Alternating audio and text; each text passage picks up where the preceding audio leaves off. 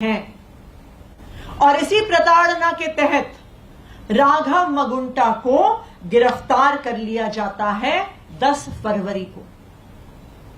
10 फरवरी के बाद भी राघव मगुंटा के पिताजी एमएसआर इस बात पे कायम रहते हैं कि उनकी अरविंद केजरीवाल जी से एक्साइज पॉलिसी पर कोई बात नहीं हुई। राघव मगुंटा रेड्डी के भी बार बार बयान होते हैं, वो भी इस बात पर कायम रहता है कि उसका अरविंद केजरीवाल से एक्साइज पॉलिसी पर उनकी कोई बात नहीं हुई। लेकिन 5 महीने जब राघव मगुंटा रेड्डी जेल में रहता है तो राघव मगुंटा रेड्डी भी टूट जाता है, उसके पिता मगुंटा श्रीनिवासलू रेड्डी भी टूट जाते हैं। वो अपना बयान पलटते हैं। 16 जुलाई को वो अरविंद केजरीवाल जी के खिलाफ अपने तीसरे बयान में अरविंद केजरीवाल जी के खिलाफ बयान देते हैं और 18 जुलाई को उनके बेटे को बेल मिल जाती है। ये सारा सीक्वेंस ये दिखा रहा है कि जब तक अरविंद केजरीवाल के खिलाफ बयान नहीं आता, हर गवाह पर दबाव बनाया जाता है, उसको प्रताड़ित किया जाता है। जैसे ही अरविंद केजरीवाल के खिलाफ बयान आता है, गवाही बंद हो जाती है, बयान लेना बंद हो जाता है और अरविंद केजरीवाल के खिलाफ के बयान को ईडी अपनी इन्वेस्टिगेशन में दर्ज कर लेती है।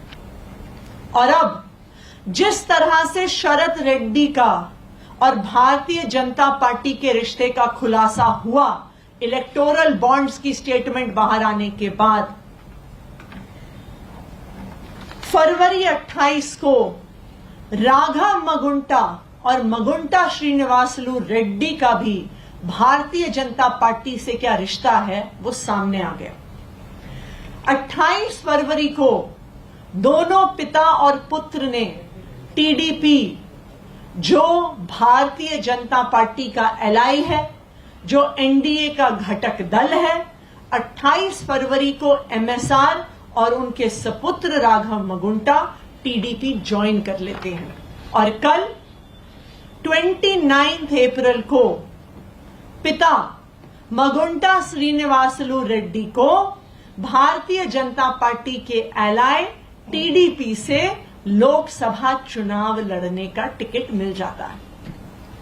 तो जिस साउथ लॉबी की बात हम पिछले 2 साल से भारतीय जनता पार्टी की प्रेस कॉन्फ्रेंस में सुन रहे हैं, ईडी द्वारा प्लांटेड खबरों में सुन रहे हैं, ईडी की वकीलों की दलीलों में सुन रहे हैं, उस साउथ लॉबी का रिश्ता साफ साफ भारतीय जनता पार्टी से है।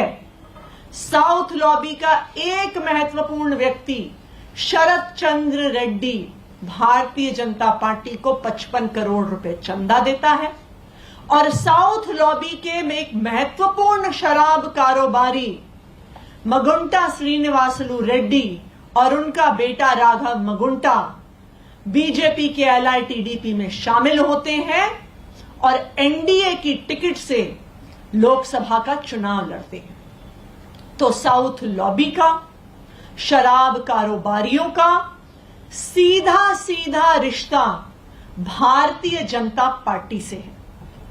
तो मैं आज ईडी को यह चैलेंज करना चाहती हूं कि अगर आप वास्तविक तौर पे एक इंडिपेंडेंट इन्वेस्टिगेटिंग एजेंसी हैं तो इन सारे फैक्ट्स को रिकॉर्ड पे लेके आइए।